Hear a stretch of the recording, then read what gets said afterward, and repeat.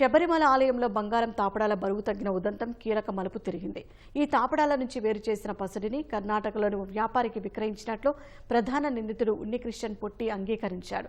ఆధారాల సేకరణ కోసం నిందితుడినే పోలీసులు బెంగళూరుకు తీసుకెళ్లారు.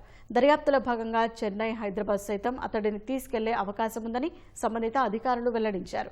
గతంలో శబరిమల ఆలయ పూజారికి సహాయకుడిగా ఉన్నికృష్ణన్ పొట్టి పనిచేశాడు. బంగారు తాపడాలకు మెరుగులు దిద్దుతారని ప్రతిపాదించడంతో ఆలయ నిర్వాహకులు 2019లో ఆ పనిని అతనికి అప్పగించారు.